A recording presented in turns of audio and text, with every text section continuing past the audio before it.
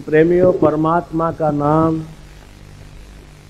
अनादिकाल से ही चला आया है, नई बात नहीं है। पहले यज्ञ, विशाल यज्ञ करने से भगवान प्राप्त होते थे मख, तप, जप, पूजा, परंतु अब कलयुग तो बहुत सरल हो गया है।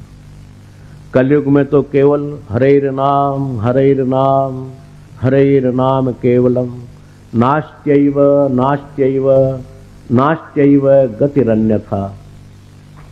नहीं है, नहीं है, नहीं है, 3 बार उच्चारण वेद व्यास जी महाराज ने किया कि इस जीव की गति अन्यथा नहीं हो सकती, केवल कलयुग में नाम में ही गति है। वो आप लोग सब ले ही रहे हैं। हमारे यत् पूर्व जन्म सिंचित कर्म स एव भाग्य है। भाग्य नाम की कोई पार्ट्स हमारी बॉडी में नहीं है, शरीर के अंदर में कोई भाग्य नाम का अंग नहीं है। अब है क्या भाग्य? जन्म जन्मांतरों से किए हुए जो कर्तव्यों का समूह है, इकट्ठापन है, उसी को भाग्य कहते हैं। और उसी भाग्य में से हमारे जीवन में कार्यक्रम चलते रहते हैं। जैसे कि किसान कुएं से पानी लेता रहता है, चाहे बोरिंग के द्वारा ले, चाहे वो इंजन के द्वारा ले, चाहे वो रहेट के द्वारा ले, चाहे वो विद्युत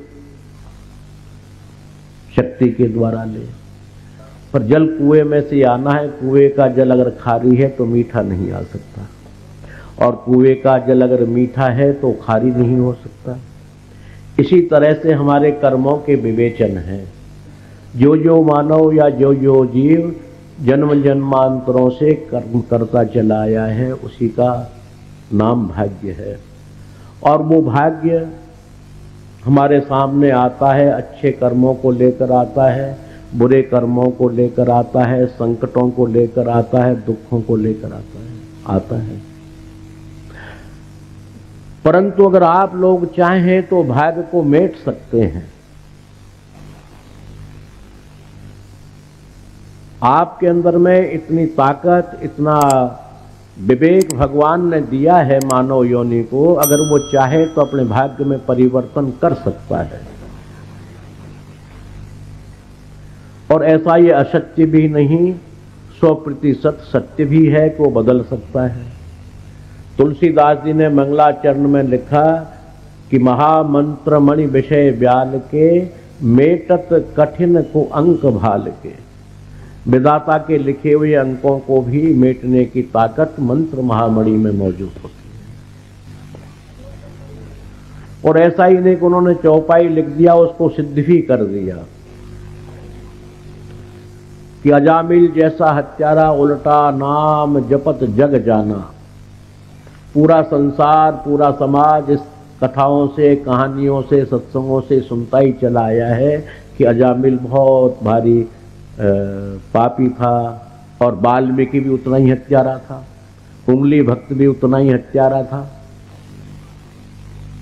ये सबके लिए उस परमात्मा के नाम में इतनी उस महामणि में ताकत है कि मेटत कठिन को अंक भाल के, विधाता के अंक मिट गए। अर्थात वो महान ऋषि बन गए, तपस्वी बन गए, योगी बन गए, और मोक्ष उनके चरण चूमने लग गई।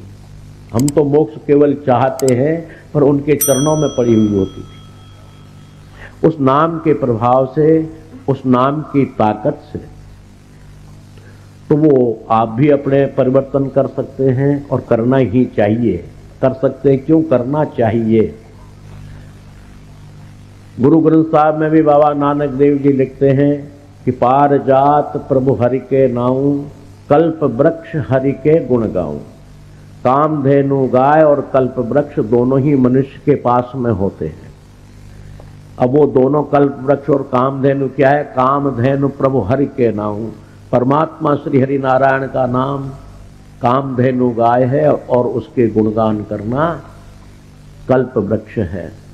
अब ये दोनों ही कभी सूखते नहीं, कभी मुरझाते नहीं, कभी कुमलाते नहीं, और कभी झूठे नहीं। फिर जो मांगे ठाकुर अपने से, सोई सोई देवे। अपने ठाकुर महाराज से जो जो मनुष्य फिर मांगना शुरू कर दे वही वही मिलने लग जाता है।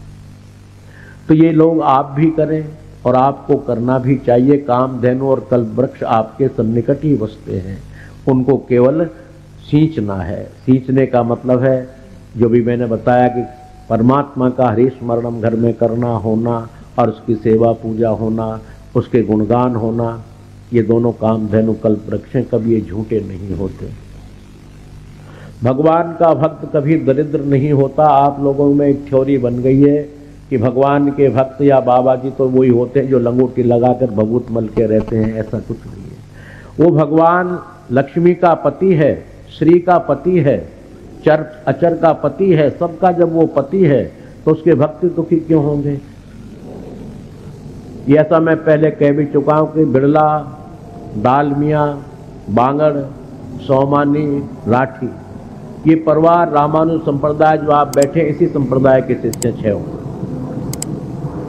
ये नहीं कह रहा हूं मेरे हैं, पर इस संप्रदाय के शिष्य छह हों और उनमें छहों में से एक भी पैसे में कमजोर हो तो बता दीजिए, सब पैसे वाले।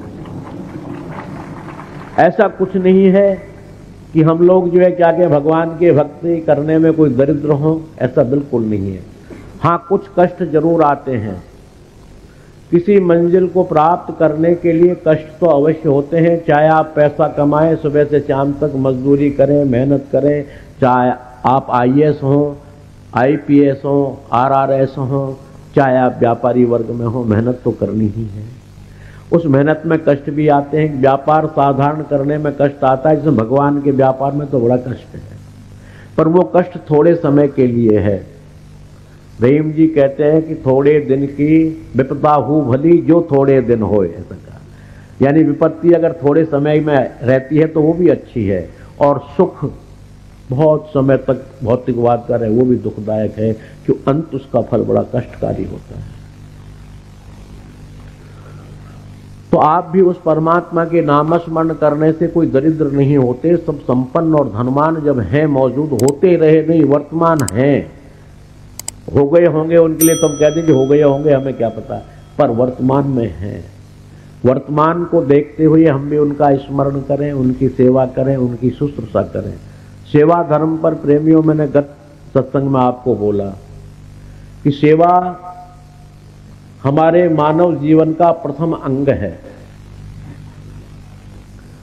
3 प्रकार के जीव हमारे भौतिकवाद में हैं। एक सेवा लेते ही लेते हैं, एक सेवा लेते हैं और देते हैं, और एक सेवा देते ही देते हैं। क्यों? रजोगुण, तमोगुण, सतोगुण 3 प्रकार के गुण हैं। उन तीनों प्रकार के स्वभाव वाले मनुष्य होते हैं। एक का काम सेवा लेना ही लेना है। जो सेवा लेना ही लेना है वो तमोगुणी है। तमोगुणी का फिर भौतिकवाद में निस्तारा नहीं होता, यहीं पर वो कलंकित हो लेता है, यहीं पर दुखदायी हो जाता है, और आखिरी में उसके पास कुछ नहीं बचता। कि उसने सेवा ली है तो कर्जदार बन गया, बहुत बड़ा कर्जदार। कर्जदार बन गया तो कर्जा होने के बाद उस जीव को पुनः आना ही पड़ेगा, गारंटी हो गई। जब हमने कर्जा सर पर चढ़ा लिया तो देना तो पड़ेगा। और सेवा लेना और देना ये है व्यापार, यानी रजोगुण। आपसे हमने सेवा लेनी, आपको सेवा दे देनी, आपका हमारा बेनिफिट बराबर हो गया। दुकानदारी 100 का नोट दिया, मिठाई तुला लेनी, क्या लेना देना तो। और एक होता है सेवा देना ही देना, वो आपका सबसे बड़ा बेनिफिट है। उसी का नाम भाग्य है, उसी का नाम मुकद्दर है कि वो फिक्स डिपॉजिट हो जाता है, कि हमने उसमें से लिया नहीं, दिया ही दिया। तो सेवा देना ही देना ये सर्वोत्तम है, क्योंकि हमको उस परमात्मा ने सेवक बना के भेजा है, सेवा करने के लिए भेजा है, सेवा लेने के लिए नहीं। क्यों? सेवा तो स्वतः मिल जाती है, ये अनिवार्य नहीं होता है कि सेवा धन से ही होती है। ऐसा हमारे समाज के अंदर में बहुत बड़ी गलती चल गई, गलत अर्थ हो गया। पैसे से ही सेवा नहीं होती, पैसे से उत्तम सेवा आपकी मानसिक सेवा है, बुद्धि सेवा है। बुद्धि से उत्तम सेवा कार सेवा है। उठाओगे क्यों, मिट्टी डालोगे क्यों, मिट्टी में संदोगे, क्या लेना देना है। अहम वाला जो है कार सेवा की ओर अग्रसर हो ही नहीं सकता। और अहम जब तक रहेगा, जब तक प्राप्ति तुम्हें हो सकता है धन मिल जाए, हो सकता है कारें मिल जाए, हो सकता है बहुत सी सुंदर वस्तुएं मिल जाए, आपकी मनचाही वस्तुएं मिल जाए, पर परमात्मा नहीं मिलता। वो अहम को नाश करने के बाद ही मिलते हैं कि उनका ऐसा है कि वो गर्वाहारी हैं, अहम आहारी हैं, अहम का आहार करते हैं। तो सेवा देना हमारा परम धर्म है, परम कर्तव्य है। हमारे समाज के अंदर में दो तीन ऐसी विडंबनाएं फैल रही हैं। क्या करें साहब, कलयुग है, क्या करें साहब, वक्त नहीं मिलता है, क्या करें साहब, जो है घर सुखी नहीं रहता है, परिवार सुखी नहीं है। ये कहने से हमारा काम नहीं होता। आप और हम सेवक हैं, सेवा करना शुरू कर दें। अरे ग्रस्त जैसा परम सुख तो और जगह नहीं है। आप लोगों को तो सबसे बड़ी परमात्मा ने इतनी छूट दी हुई है कि आपके तो स्वतः 5 यज्ञ रोज अपना बिना कहे हो जाते हैं। हम बाबा जी तो अब जो है रंगीले चंगीले कपड़े पहन के स्वाहा स्वाहा करेंगे जब यज्ञ होगा, 100 सामग्री इकट्ठी करेंगे जब होगा। आप लोगों के तो 5 यज्ञ रोज होते हैं गृहस्थ में, नित्य प्रति। रोटी बनाते हैं तो अन्न का जो है क्या अग्निदेव को भोग लग गया, गऊ को रोटी निकल गई, अतिथि को मिल गया, और जो अवशेष बचा वो कृमियों को मिल गया, यानी जानवरों को मिल गया। पंचयज्ञ तो अन्न यज्ञ होता ही रहता है, जल यज्ञ होता ही होता है, वाणी यज्ञ होता ही होता है, पंचयज्ञ तो ग्रस्त में होते ही है। तो आधा पुण्य तो आप लोगों का वैसे ही हो रहा है। पर ग्रस्त बहुत सुंदर है, पर इसमें रहने की विधि जरूर आप लोग समझ लें और जरूर जान लें। क्योंकि ग्रस्त अगर सुखी है तो मन भी सुखी है, शरीर भी सुखी है, परमात्मा भी सुखी है। कि परमात्मा सुखी ये होता है कि मेरे जीव बहुत खुश रह रहे हैं, आनंद से रह रहे हैं, बड़ी खुशी की बात है, वो भी प्रसन्न होते हैं। जहां कुमति तह विपत्ति निदाना, जहां घर में कुमति होती है, समाज में कुमति होती है, परिवार में, समाज में या मोहल्ले में कुमति होती है, वहां अनेकानेक विपत्तियों का आगमन होता ही रहता है। और जहां सुमति तह संपत्ति नाना, जहां अच्छी मति, शरीर भी स्वस्थ रहता है, ग्रस्त भी खुशी रहता है, अनेकानेक लक्ष्मी का प्रवेश भी होता रहता है। तो ग्रस्त में रहते हुए ग्रस्त को सुखमय बनाने की विधि होती है। वो परमात्मा सुखमय नहीं बनाता, ये मानव के हाथ में वो विधि अपनाए।